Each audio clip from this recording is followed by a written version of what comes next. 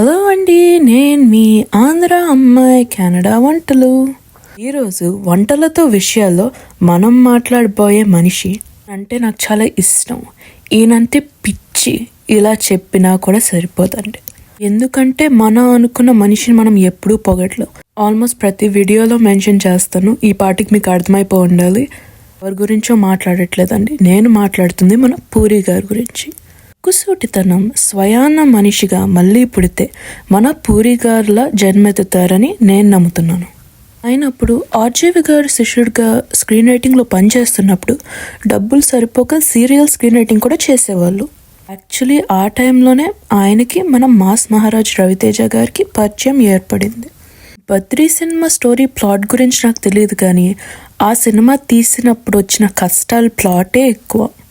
ఆ టైంలో అయితే పూరి గారు పవన్ కళ్యాణ్ గారికి బద్రీ ప్లాట్ నరేట్ చేస్తున్నప్పుడు పవన్ కళ్యాణ్ గారు అన్నారంట, అంతా బాగుంది కానీ ఎండింగ్ మార్చగలుగుతావా, అప్పుడు నేను నీతో సినిమా చేస్తానని. అప్పటికి కూడా పూరి గారు ఎండింగ్ మార్చడానికి ఒప్పుకోలేదు.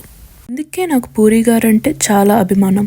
ఎందుకంటే ఆయన స్టోరీస్ రాయడమే కాదు, ఆ స్టోరీస్లో ఒక భాగం అయ్యి జీవితాన్నే పంచుకుంటారు.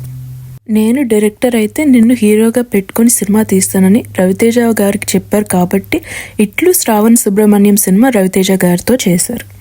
దీనితోని ఆయన చేసిన వాగ్దానాన్ని నిలబెట్టుకోవడమే కాకుండా ఆయన స్వభావం కూడా చాలా గొప్పది అని బల్లగుద్ది చూపించారు. ఇడియట్ మూవీ కోసమైతే ఎంతో మందిని అడిగారు, కానీ ఎవరూ ముందుకు రావడానికి ధైర్యం చేయకపోగా ఇలాంటి సినిమాలు హిట్ అవుతాయా పూరి గారు అనే చెడు ఆలోచనలు సృష్టించారు. కన్నడలో పునీత్ రాజ్ కుమార్ గారితో, తెలుగులో రవితేజ గారితో తీసి ఒక గొప్ప స్థాయికి వెళ్ళిపోయారు. సక్సెస్ హైలో ఉంటున్నప్పుడే నెక్స్ట్ అడ్వెంచర్కి అమ్మా నాన్న ఓ తమిళమ్మాయి ఎంచుకున్నారు.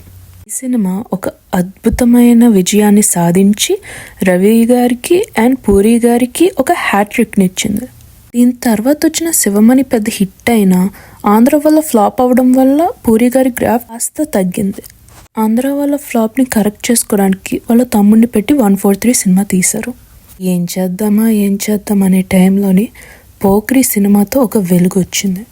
TFI రేంజ్నే మార్చి ఇండస్ట్రీని ఒక ర్యాంప్ పాడించిన గొప్ప సినిమా మన పోకిరి. దేశముదురు, చిరుత అండ్ బుజ్జిగాడితోటి జనాలకి మంచి కిక్ ఇచ్చారు మన పూరి గారు. అన్ఫార్చునేట్లీ ఏక్ నిరంజన్ సినిమా తీస్తున్న టైంలో అయితే చాలా ఫైనాన్షియల్ ప్రాబ్లమ్స్ ఫేస్ చేశారు. ఈ కష్టాలేవి తన ప్యాషన్ని ఆపలేకపోయాయి.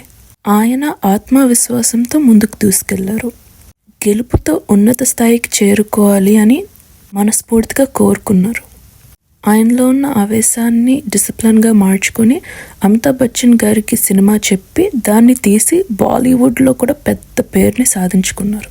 దీని తర్వాత బిజినెస్ మ్యాన్, దేవుడు చేసిన మనుషులు అండ్ కెమెరా గంగతో రాంబాబుతో లేని ధనాన్ని ధైర్యంతో సంపాదించుకున్నారు. ఇద్దరు అమ్మాయిలతో గోలీమర్, టెంపర్, జ్యోతిలక్ష్మి అండ్ ఇస్మార్ట్ శంకర్ అయితే ఒక రైటర్గా పర్సనలీ నాకు చాలా ఇష్టమైన సినిమాలు. గారు క్యారెక్టర్సే నా జీవితం అండి, స్టోరీయే నా బలం, ఈ రెండు నమ్ముతారు కాబట్టి ఈ స్థాయిలో ఉన్నారు.